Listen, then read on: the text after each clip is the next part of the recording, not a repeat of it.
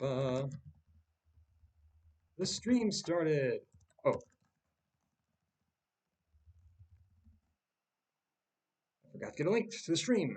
Let me go to what is it? Twitch.tv Solitarian.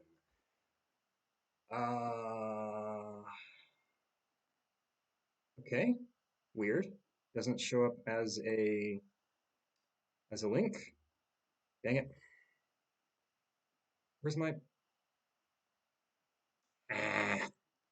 All right, Twitch. There we go. Solitarian Twitch. Control C. What? Control C. Control C. Come on. Control V. There we go. Control C. Come on. Control V. There we go. All right. Come and see the new dev build. All right. That sounds a little quiet. Let me turn up the volume. Wait. No, it's this one, right? How's this work? I don't know. All right. So that's there. That's working. What's up with my chat? What's this? Chat-Identität. Was ist das denn? Whatever. Oh gosh, no, I forgot. I got the stream title wrong. It is 26 June 2021. Streaming the test build as of 26 June 2021. You know, I should do this before the stream. If I were any good at this, I would do that. Okay, there we go. Let's see here.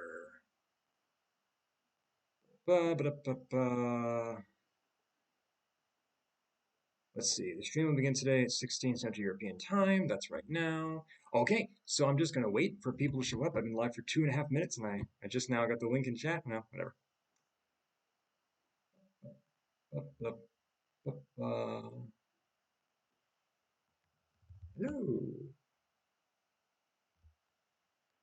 Okay, chat's working. It's weird. My chat box here in Discord is different. It has some thingamadoos, thingamajiggers, dooma hicka whatsits. I'm not sure what that is. What is this? Huh, I can change my username apparently. Whatever. There. Okay. I mean, I want to wait for people to show up before I start, before I really start the stream. Let me check this here. Load game. Okay, good. I didn't save the world exactly as I intended.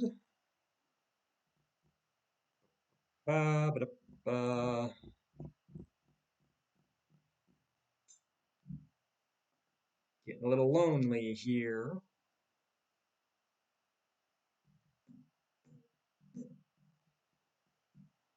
Somebody gonna show up?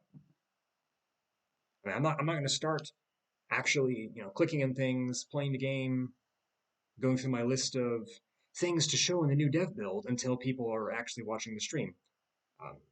Because I want to be able to, I want to do it when there are people watching who can ask questions and notify me of things that I've missed and stuff like that.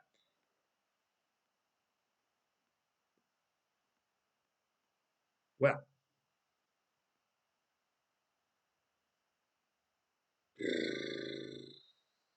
is there really no one here? This is very strange. Normally, people come quite quickly. Normally, people are rather interested in the streams. Is this an inconvenient time? Let's see. There we go. There's somebody. Hello. Hello there. Okay. Let's see. So the time here is 16 Central European time, and the United States is, depending on the time zone, something like 6, 7, 8 hours behind me. So I guess the time there is the morning. It's about 9 or 10 o'clock in the morning. That seems like a pretty reasonable time to begin a stream, right? I mean, I know people sleep in on a Saturday, but that's not like 6 in the morning. I think that's pretty reasonable. Anyway, I'm HV2S. I'm going to keep waiting for a while because I really don't want to start until there are a lot of people here. Yeah, for some reason, when I click on the little link I have in OBS to see how many viewers I have, it's blank. It just shows me. I'm the only viewer. But that doesn't make sense because number one, I'm not viewing my stream. I don't have the tab open in Opera. And number two, clearly you're here and you're not showing in the list. So I don't know what's going on there. Anyway, this time I have a list of new features to go through. Last time I was just sort of clicking on things, looking around, trying to remember there's this thing I need to look at, there's that thing I need to look at, but I asked Calandial to give me a specific list of all the stuff that's been worked on, all the things that have been added, and now I can go through it step by step by step and show you everything, and that's much easier. All right, well, I've been going for 6 minutes now. There's really nothing I can do here at the screen. All right, well, I guess I'm just going to start. Calandial's here. Okay, good. All right. Calandial's here. We can start. Good, good. I was definitely waiting on Calandial. If no one else, Calandial is here. Somewhere like Seattle at 7 a.m., which is probably before some people wake up, especially on weekends. Oh, really? Seattle is 7 a.m.? Okay. It's further behind Central European time than I thought. You're only present so many people. Okay, all right. Anyway, so we're gonna start. So this is the new dev build as of today, 26 June 2021. And the first thing we're gonna do is click on new game. Well, actually, the first thing we'll do is look at this new main menu. Well, kind of new. You can see that it's been rearranged here. There's this join button. Don't click this; it'll crash the game. It doesn't work. But this would be what you would use to join a multiplayer game. This is a sort of, I mean, this is not the final UI, but this is generally what it'll look like. And then there's new game, load game. We go to new game. I will just do my normal thing of 1337, same as always. Click generate world, and then we get this screen where you can choose the port for your server so that you could give that to people to invite them to join your game in a multiplayer session. Your name, password. These two tick boxes don't mean anything at the moment. I think they're just placeholders as far as I can tell. Anyway, we click play, the world's going to generate, and you'll see why I did not generate the world before starting the stream. This time it was deliberate, and the last time I just forgot, and the time before that, and the time before that. But this time I had a reason. I'll show you why. But first I have to wait for it to be finished. Nobody's there. Check the chat, OBS. USA is -6 or more. Does that actually work, or is it there for later? It's there for later. It does not actually work. The multiplayer stuff, it's placeholder. That's the sort of information that the UI will have. Where can I buy your amount of charisma? I mean, I don't know. I don't know how you get charisma. You just it's got to be, you got to be born with it, I guess, and then maybe I don't know, get bonked on the head the right number of times. Whatever. Man, I'm really bad at vamping. Vamping is when you're filling time, trying to put some noise in the dead air. Oh, there we go. Okay, so the world's ready. Now, you can see we immediately went into observer mode. I don't have to save the world, then go back to the main menu, and then load it, and then be in observer mode. We're just immediately there right at the beginning. And that's nice. It sort of, it takes out a step. And I really like this peninsula here. This looks pretty cool. Okay, so I've got lots of stuff to show you. All right, we're gonna go down the list. Let's see. Not gonna do that one first. So a lot of changes have been made to the people, the characters. So let's find a polity. Actually, we can go to the realms map mode, and we can click on a polity. For number one, you can see the borders are much larger now, and the borders now follow roughly the geography. So, for example, you can see along here, this is kind of stopped by this river. That river is quite small. Let's find a larger river. Here we go. So you can see this. This is following the river there, kind of. And the borders, this still needs some work, obviously. Oh yeah, this problem here is gonna need to be fixed sooner rather than later, I think, Calandia. But anyway, you can see how they kind of follow the topography. So that's new. Of course, those are just the initial borders. Let's see. Oh, Multiplayer stuff technically works, but the game screen is just a blue placeholder, so it looks like the game crashed when in reality it's sending packets to the server and back. Oh, okay, so it doesn't actually crash. Having documented that both Q and E can be used to zoom the camera in and out. There's one that follows the river pretty well, the brown one in the middle of the screen. Okay.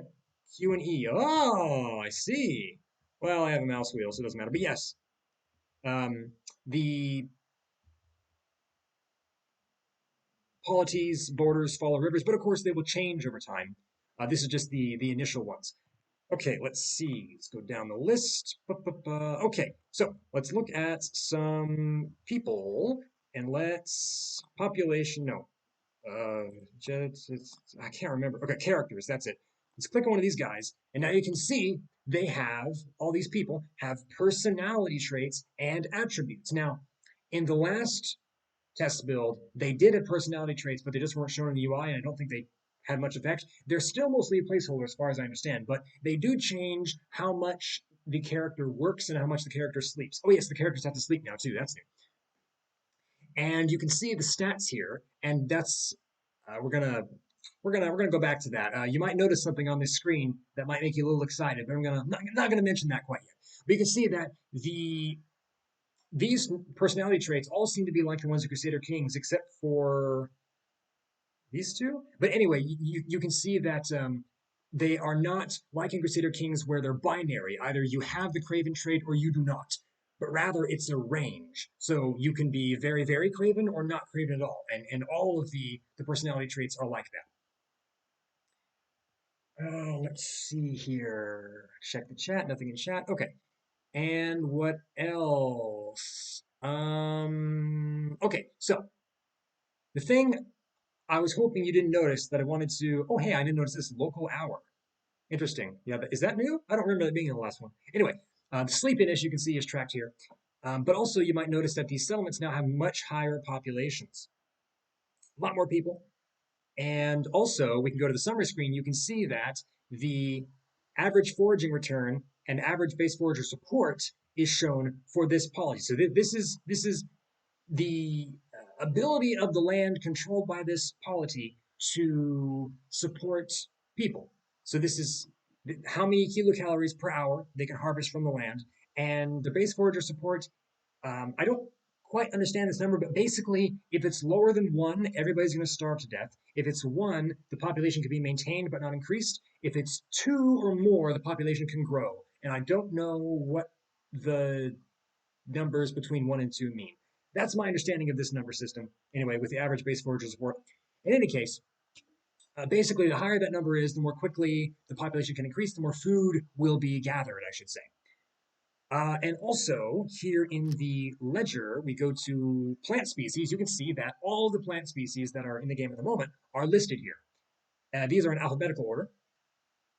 And at some point, I hope we'll be able to sort them based on these numbers here. Also, you see these columns are not labeled. Calandial, I told you to do that. But these numbers here are the same as these numbers. So it's average foraging return and base forager support. This also is foraging return, foraging support. So it's the same. But anyway, you can see that different plants give different amounts of nutrition. So you can see that taro here has a really high amount of energy, amount of kilocalories, while black pepper gives very, very little. Let me check the chat here. Uh, it's a superset of the CK3 personalities, but it's also a spectrum. I may change it if people have better ideas for personality traits, but they seem rather intuitive and comprehensive to me. Yes, I agree, Calandial. I think CK3 traits are fine. Yeah, that makes sense. They're I think they're you can make pretty much any kind of personality by tweaking those numbers. Oh yeah, local hours new. You asked about it last time. Yes, yes, very good. Okay. Anyway, so that's this, and then this is the stuff that was in the ledger last time. Now, as I'm sure someone has noticed at some point, we now have where is it? Demography. Click on races. There are now different races in the game. However, these are just placeholders mostly. But you can see that right here we have uh, Oh gosh, where can you see? Oh, there it is. Population elf. So the elves are green. The beavers are brown. The humans are gray, and the harpies are also brown, but lighter brown. Now, of course, according to the poll that was in the not the poll, the vote, the Patreon democracy, whatever it was, that was done a while ago. The second race to be added will be elves. So these are mostly just placeholders. But I can also show you a file that I meant to have open before I did this, and I just forgot. Something else that was done. Just a second. Add Fensteraufnahme. Fensteraufnahme. Notepad. And I'm going to do this, and I'm going to do it like that. And okay, now you can see this. So this is the screen for races. This is the file. And you can see that there are stats for humans, elves, beavers, harpies. And you can see that it's their strength, toughness, agility, blah, blah, blah, nutrition. You can see that the humans, for example, they have a range of 95 to 105, so it's an average of 5. And elves have lower strength. Beavers have higher strength. Harpies have very low strength. And we can see that in the game too.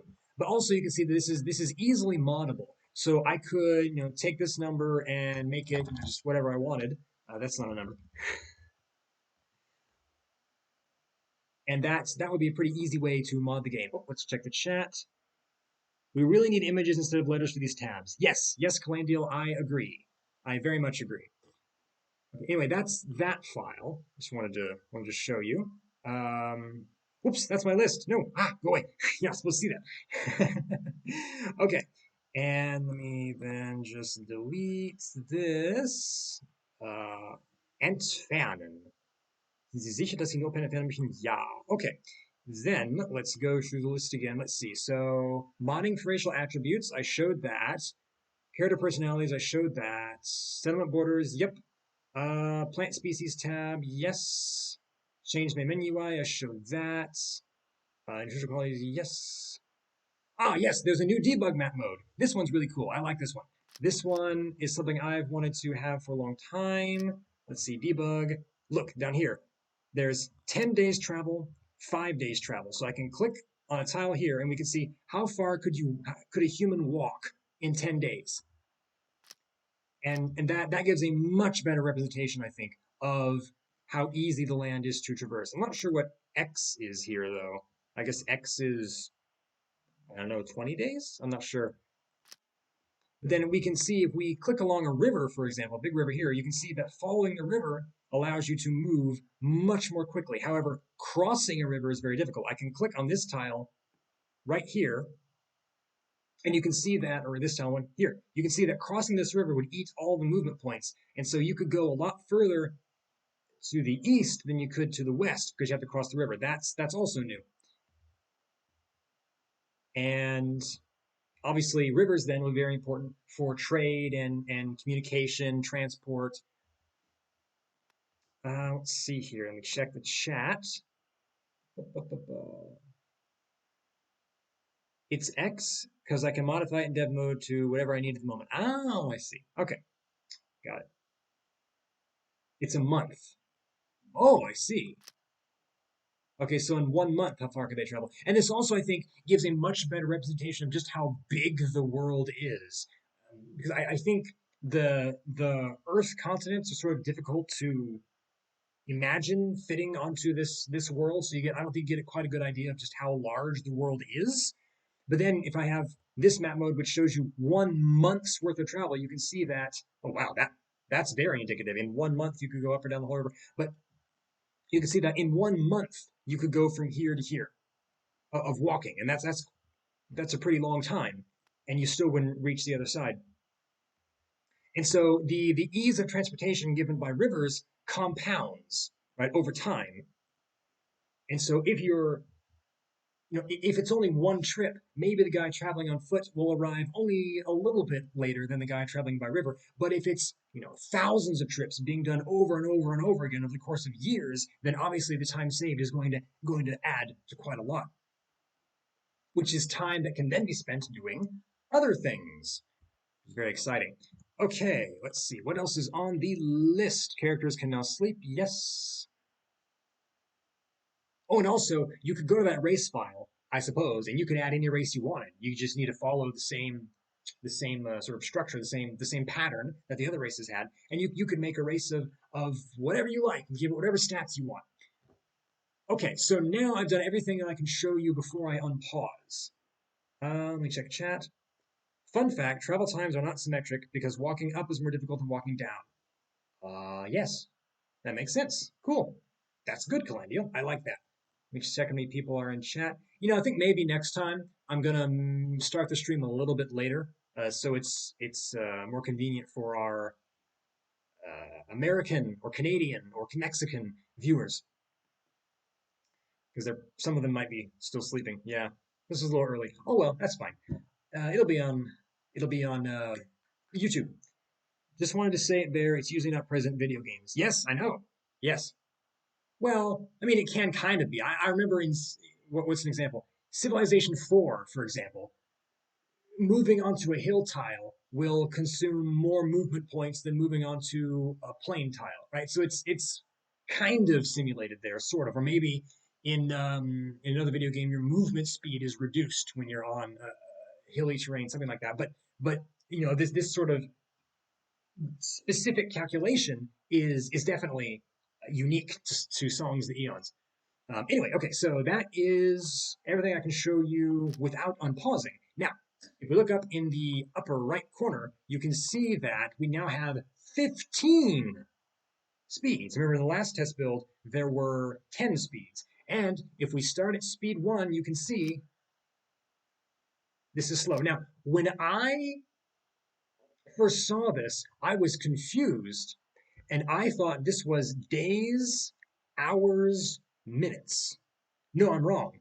Actually, this is seconds, minutes, hours. And so now at speed 1, there are just a few in game minutes passing every couple of real life seconds. And so if you're watching a battle happen or something, you could sit back at speed 1 and see it unfold. And now the smallest unit of time in Songs of the Eons is 1 second. So if I understand this correctly, then one tick is 1 second. So how many ticks are there in a day? How many ticks are there in a year? It's astronomical. And anyway, Calandio was able to do this because now, and this was explained to me, but I don't quite remember how it worked. But basically, the game used to calculate time one way, but that way had to be changed in order to accommodate for speed settings that could allow for very slow passage of time and very fast passage of time, which we'll get to in a moment. And it was previously done that way because it's like how the Paradox games do it, and it's easier for synchronization of game clients in multiplayer. And Calandio reworked it, and now it's doing it a different way that allows for faster speeds. And then I forget exactly what Calandio did about the multiplayer synchronization thing.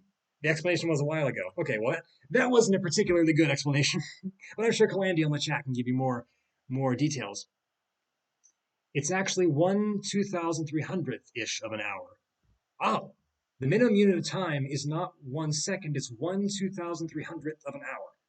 Okay, well, I'll just say it's a second. That's good enough for me.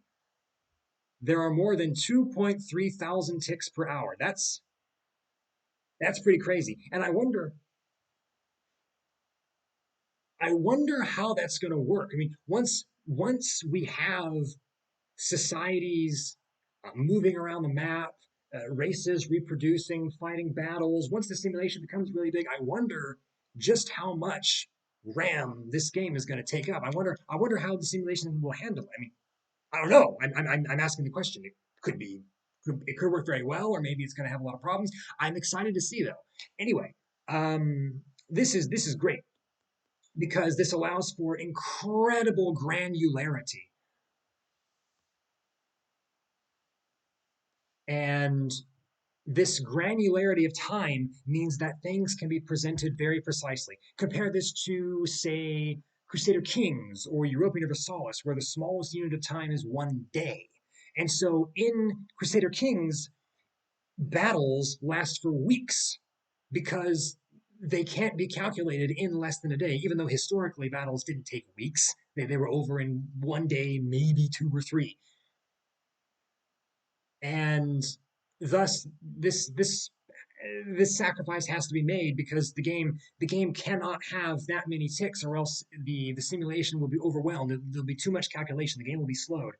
Um, but Songs of the Eons can do that, and so Songs of the Eons can have a specificity, a granularity of simulation that I don't think has been done in video games yet. Certainly not one of this scale. And it really tickles my pickle, I gotta say. I'm pretty excited to see what becomes of this. Okay, anyway, so those are the speeds. Now, I also wanted to show you, wait, S to Y 2.3K per hour. It's in the same ballpark as Morrowind and Skyrim, which I find sufficient for battle simulations. Morrowind and Skyrim. Are there battles in those games? I mean, I remember there were those little fort battles in Skyrim, but those I remember when I was playing those back in 20. God, was that 10 years ago? Oh, back in 2011, I remember thinking, hey, in this fort there are maybe 10 people fighting. That doesn't really feel like a battle. It's more of a tiny skirmish. Um, anyway, gosh, what was I saying? Oh yeah, so now I want to unpause at the maximum speed to show you just how quickly we can zoom through the months. Oh, also, I don't like these clouds.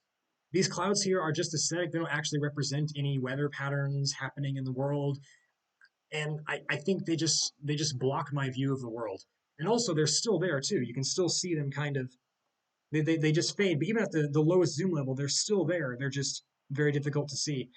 I don't like them. I would just get rid of them. Uh, I would put clouds there that represent rain, so I can see where the rain is instead of looking at the rain map. But anyway, that's just me. Let's unpause, and you can see zoom.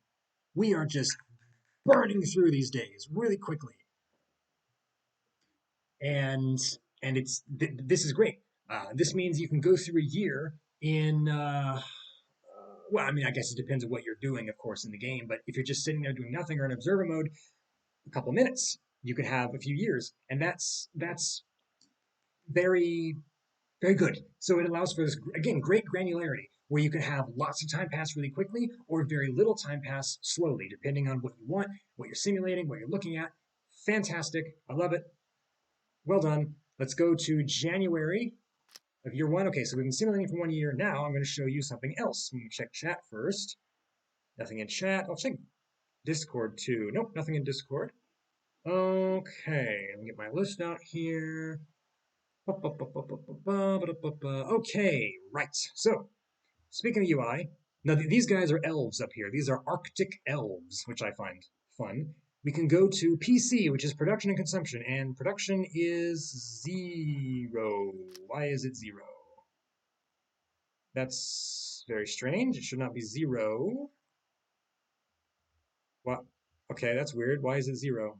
Oh, there it is. Oh, of course it's 0, duh, because of the seasons. Obviously, they can't.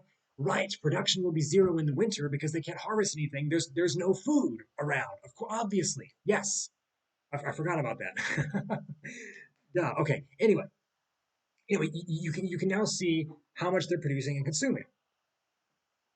Um, and so they are mostly getting honeysuckle flowers, 99% honeysuckle flowers, and that's mostly what they're eating too. Now, you can see they're also eating a lot of pears and carrots because they have a stockpile that they've saved. That's why in the winter they didn't all starve. They still had consumption in the winter because they had been saving food for the winter. Anyway, to let this keep going, you can see that as the seasons change, the diet changes as different plants come into and out of season. And so in the summer months, they have a much more varied diet. In the spring and in the autumn, it's reduced. And so you can see there's always one staple crop. There's one thing they're eating most of. And then as winter comes back, you can see that nothing. Also, there is still meats. It says shrimp and deer carcasses. However, those that doesn't work. They cannot eat meat. Meat is all just placeholder at the moment. There also are a few more types of plants in the game. I think. I'm pretty sure. One or two. I'm not sure. Those have to be added manually though, and it's that's just kind of a tedious thing. Has to be that way. Let me check chat. Do, yes, because it's January. Right, right. Yes, I figured that out myself. I needed a moment there. Gee, there's all this snow on the ground. I just can't figure out why there's no fruit on the trees. It just boggles the mind. Let's see. HV2S says, I agree, Solitarian. An option to disable the clouds would be neat. I'll tune the clouds soon enough, says Calandiel. It may be a part of the next month's update. We'll see. Okay. I mean, it's not a super important thing. It's not anything game breaking. It's just kind of a little a little thing I don't like. But even if you never changed it, even if version 6.12 or whatever of Songs of Eon still has those clouds, it wouldn't be horrible. It's just an aspect of it I don't like. Okay, anyway, that is that. You added it because Damien was posting on world building and he wanted an extra pretty screenshot. Ah, yes. Yes, of course. Understandable. Okay, let's see. What's in the list? What have I not gone over? Faster speed, personalized attributes, racial attributes, settlement borders, consumption production, plant species. Yes, right. So, rebalance nutrition. So you might remember in the last test build, our guys here would become beings of pure fat as their nutrition was a little wonky. That's been reworked, although we're in winter now, so it's not.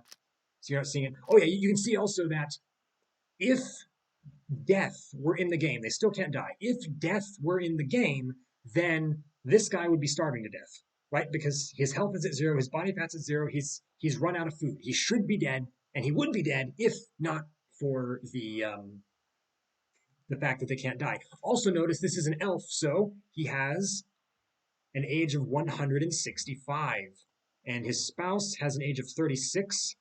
Hmm. Hmm. Okay. No comment. And then here's John Johnson with an age of 0. That's a baby. Now, they still don't age. They cannot give birth or die. But this is, again, you can see there are more characters now. This is a step along the way. Anyway, if we go into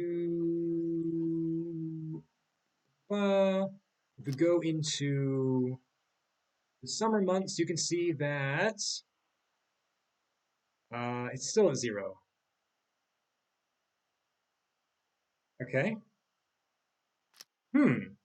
I'm not understanding this. Calandial? What am I missing here? Cross his fingers, hoping he doesn't click one of the characters that will starve to unemployment. Oh. He's an unemployed household with no food makers. Okay, I see.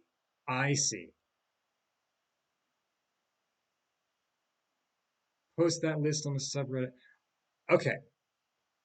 You haven't implemented sharing of food yet. Okay. So only the food producers are the people who have access to the food. Okay. All right. So we can then go to the buildings tab here, click on the gathering camp. Oh, there's only one guy here who gets to eat. Well, there we go. We can see that the one man here who is allowed to eat does indeed have nutritional stats, and of course they go up and down. Let's go way down to speed 1, and we can see that nothing's changing here. All right, we need to go to speed 2, 3, 4. Come on. Is it per day, I wonder? 5, 6. There we go. I think it's per hour. Yeah, it's per hour. Okay. And so you can see every hour his nutrition is recalculated, and that means every hour, everywhere in the world, every person's nutrition stats are recalculated. And so, just imagine you can have something like the Third Crusade, where there's a big army with all these characters in it, and they're marching into a land that has very low supplies. They run out of supplies, and then the game can simulate them losing body fats, burning through their body fats, suffering dehydration, not having enough protein. Their muscles become weaker because they have poor nutrition, and eventually they can die of malnutrition if that goes on for too long. That's so cool, and that's calculated per hour. And so you could have a Third Crusade situation where there's a big enemy army. You don't actually need to fight the army. All you have to do is trap it in a little place where it has no supplies and just wait for it to die. And they'll all starve to death. And just wait a couple of days. They'll be dead, and you'll win without ever having to kill them. It's this just the possibilities are so great. I love it. I love the simulation here, the granularity. That's the word I keep coming back to. Granularity. It's so fine. It's so particular. Every little thing is simulated so that you can have this basis of small simulations that can then dynamically come together and emerge into very complex interactions like a dwarf fortress, but magnitudes more complexly. This is astounding. I have difficulty expressing my enthusiasm for Songs of the Eons. There's a reason I'm a patron of Songs of the Eons, and it's because it tickles my pickle. This is cool. All right, let me check chat. Speeds under 6 are meant for battles. Speed 1 is extremely slow. Yes, it is. The intention is for them to share food between households for favors, prestige, and such. Okay, well, I'm excited to see when that happens. But first, I want to see these people able to move around.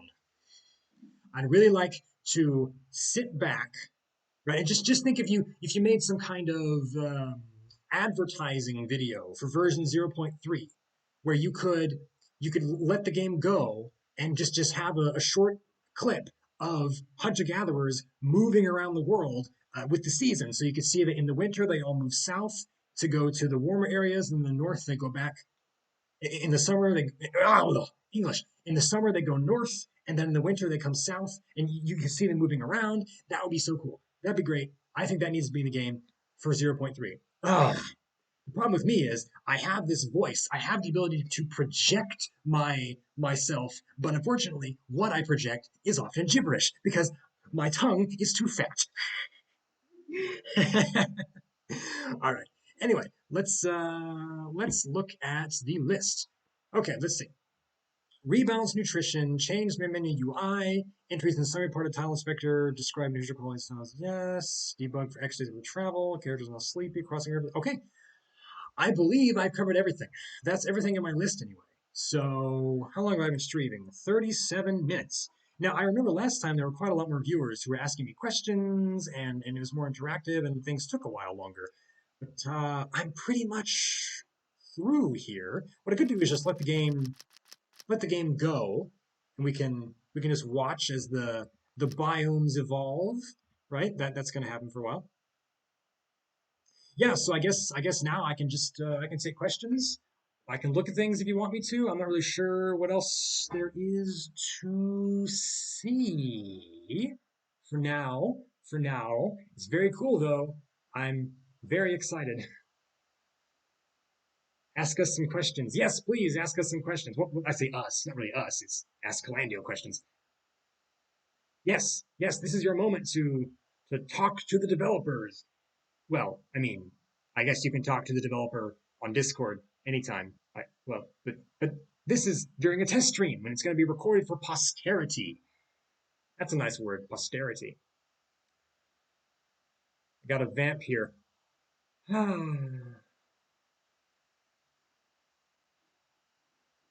Wondering though, how much these guys have production consumption. It's got to be. It's very low, yeah.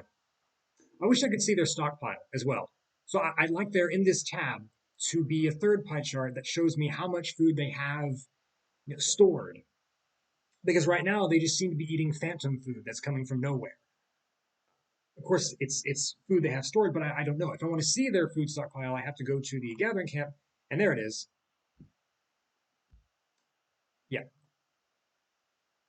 I like the harpy artwork though. It's pretty cool.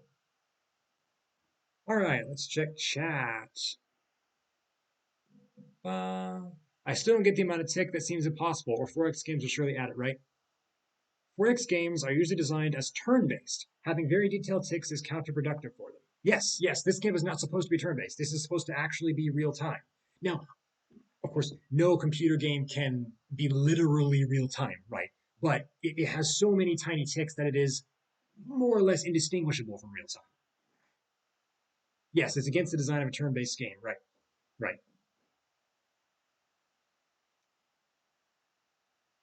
Yes, you can think of SOT's time as working like Kerbal Space Program. That's a good analogy. Yes, real time with speed warps. Right. So I can have a spaceship going off to another planet, and that's going to take months. And in the meantime, I do a mission on Kerbin that requires only a few hours. And my other spaceship is still on its way. It's still moving the whole time I'm working in Kerbin, but it's just that the time scales there are so different that I can complete all of my stuff on Kerbin, and the other ship will have barely moved at all.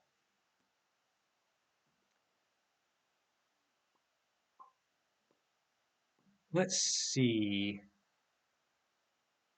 And I was just thinking, with the days of travel map mode, you'll have to somehow factor in harpies, right? Because harpies can fly, and and beavers too. Beavers can swim. So the days of travel, it'll need to some. I guess you'll have to change the name to days of travel walking for humans, something like that. Oh yeah, horses, right? I didn't think about that. Mounts, yes. Or when we have rideable dinosaurs or something, whatever crazy things we're going to end up having. Or a ship or a wagon. That's right, vehicles. So that's going to need to change. But anyway, the point still stands, of course, that travel is easier on plains and in rivers.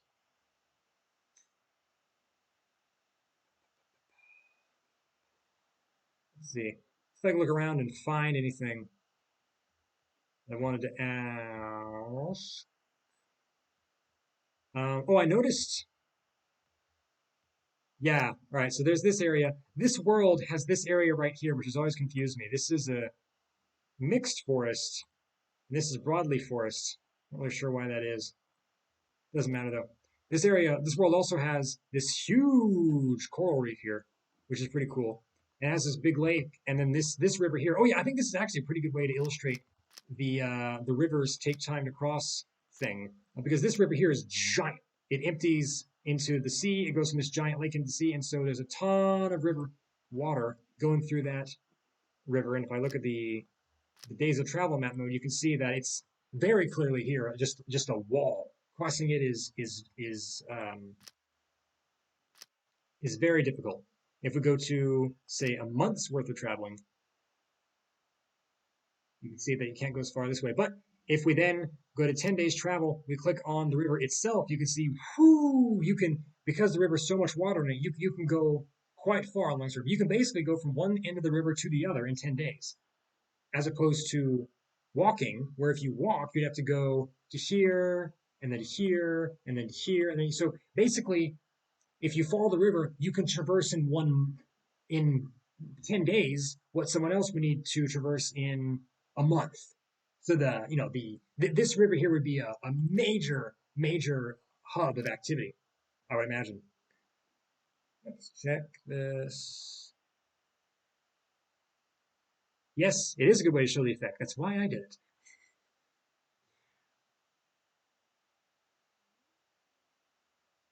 Yeah. The paradox games are not really designed to be real time. They are basically turn based, sort of, or round based, but it's not real time, right? Because they have hourly ticks. It's like in Europa Universalis, where you you get your money once per month, and so really there are like 12 turns in a year. I said like unnecessarily there.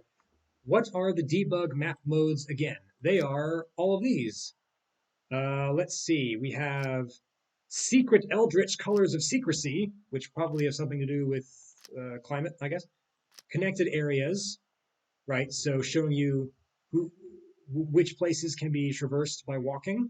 So the islands here are different colors because they can be accessed by walking. Select a tile. That's pretty self-explanatory. Select water body, right? So if I click on this one, I can see where all that water is coming from. It's coming from all over this continent, and then it's draining out in this giant river into the sea. Debug sink just shows you the route to the nearest sink, right, from a high point to a low point. Closest peak, furthest peak, it's pretty self-explanatory. Peaks and sinks. Well, this one's interesting. So you can see where the high points and low points around the world are. Of course, these islands are all peaks. Very mountainous areas have a lot more peaks. Face, that's the icosahedrons, right? How the world is divided into this big beach ball looking thing. There's one of the several pathfinding debug. Oh, yeah, there's this one. I like that one. And then this is the old distance pathfinding, which is not terribly useful because it's just too many colors. It's a lot. What else here? Race cache. This is currently disabled. Okay. Time zones, right. This is helpful. This is nice. Blank does nothing. Cala climate, who knows what that does? I guess Calandial does. And then there are the days of travel. Alrighty, so those are the debug ones. Also, in the number secret number mode, sub-hourly ticks will be crucial for hopefully obvious reasons.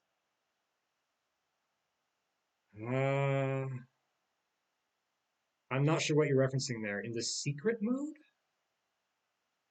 I don't know. I'm not picking up what you're putting down there. I'm missing something.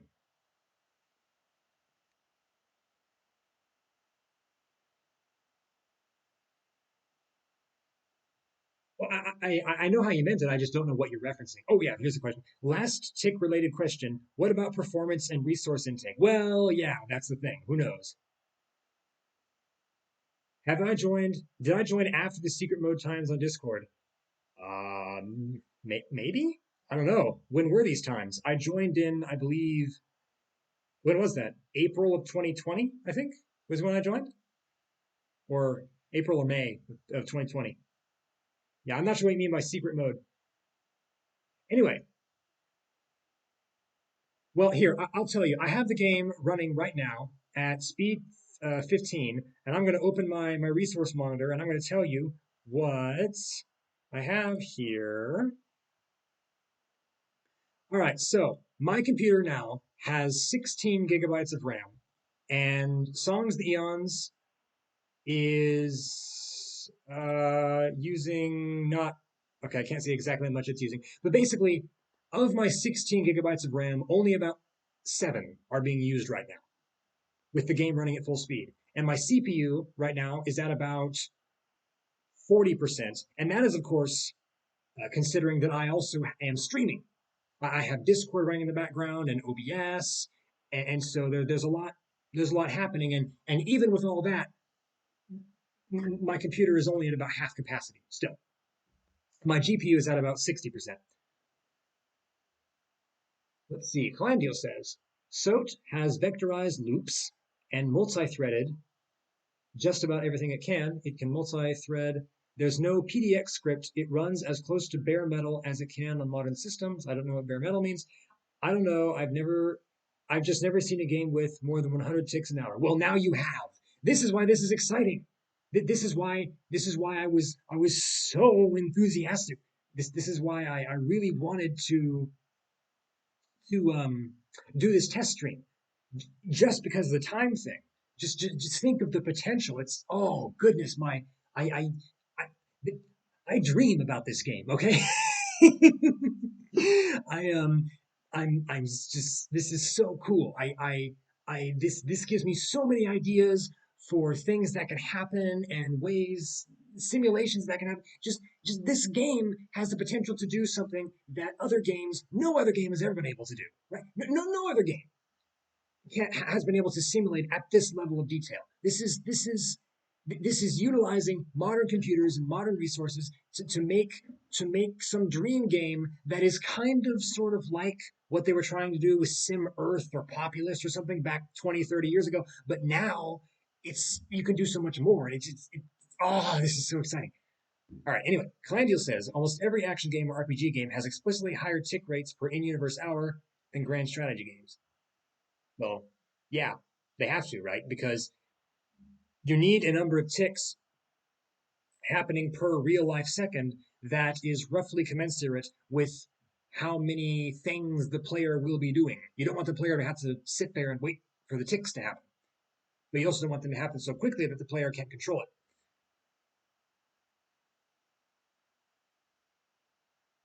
I'm not sure how to answer this worry other than asking to wait for a few months. I have a programming course, and bare metal seems to be no OSes, or in the case of SOT, no scripted stuff like Kala said. As close to bare metal as all right. I don't really know what that means, but I'm not a programming guy, which is why I'm just a streamer and a patron as opposed to a developer. I couldn't develop if I wanted to, although I could probably make a mod. The modding seems pretty simple. I mean, when I say make a mod, I mean, go to those text files and change some numbers. That's that's about the extent. That's pretty straightforward. But writing new systems, no. Glandiel says, "I know whose voice your voice reminds me of. The tasting history person. I don't know who that is. OS means OS means operating system. Yeah. Sorry. What I saw OSES and I thought that was a word. OSES. I thought what is OSES? I don't know what that is. Now I get it. Okay. It's like it's like on Steam when I first saw the word Steam OS. I read it as Steamos. Steamos, like it was the name of a breakfast cereal or something. Steamos. What is Steamos? I don't know what that is. Check tasting history on YouTube after this. You're gonna love it. All right. All right. I'll believe you. I pronounce many diphthongs like him. Well, maybe he's from Oklahoma too. Perhaps he also speaks like I do. Tasting history. All righty. Okay, well, I've been going for about 51 minutes. That's good. I always like to go for about an hour. Of course, an hour, we're still 9 minutes away from an hour. So if there are any more questions or concerns or funny stories or whatever, we can go into that. How many years have I gone through? 23 years. Right. So I've been letting the simulation run. I think I'm getting about 1 year per minute, something like that. That seems okay. I mean, I guess it really depends on how much the player will be doing. If I have a lot of things to click on, if I'm really busy playing the game, click, opening this menu, closing this menu, telling my guys to move around, then I'm not going to be at speed 15 all the time. Oh. Also, Clandia, hotkeys, right? I want to press spacebar. Spacebar to pause the game or unpause the game, like in the Paradox games. Put that on the list because right now I have to click, and that's a lot slower than if I could just press a button. So there's that for you. There's not really much to show in this world I haven't shown already.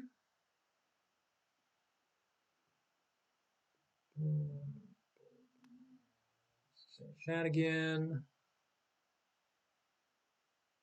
The streamer could have questions too. Well, yes, I have been asking questions this whole time.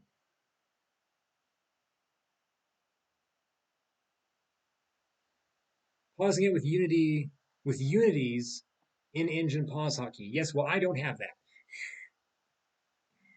Yeah, so that's one more thing. Again, a small thing. It doesn't really matter now because there's not any gameplay. So there's not anything that could happen that I would miss by the game running too quickly and my not being able to pause it.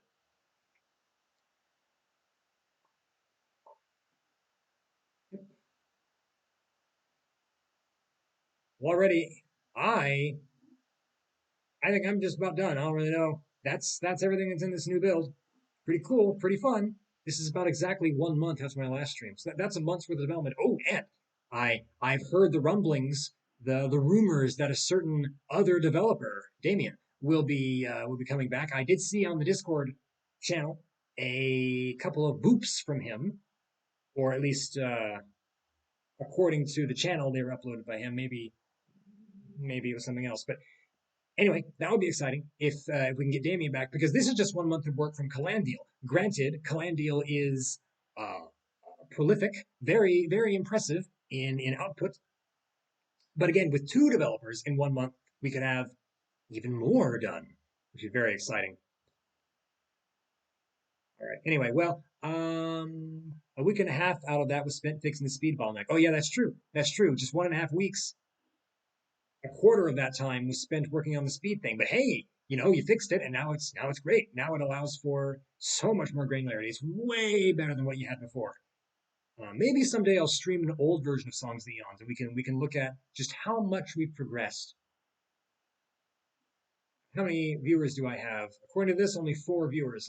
Well, it's gonna be on YouTube.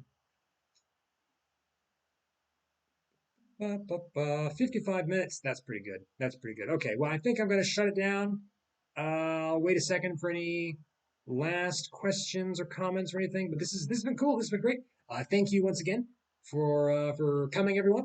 Thank you, Calandiel, for being here to answer questions and respond to things. It's cool. This is really good for the publicity of the game. It shows that development's being done. It increases the excitement for the game. It shows that the developers are really keen on making a great game. They respond to feedback. This is good. This is fantastic. I really like these streams.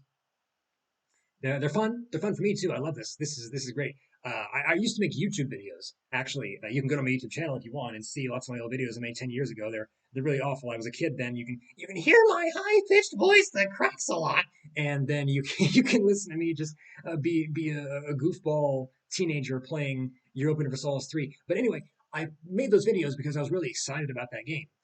But anyway, as I played those games, I became tired of them and my excitement waned. And then I found I was forcing myself to play the game to make videos. And I thought, I don't want to do this anymore. So I just stopped making videos. But this is exciting. This makes me want to show it to people.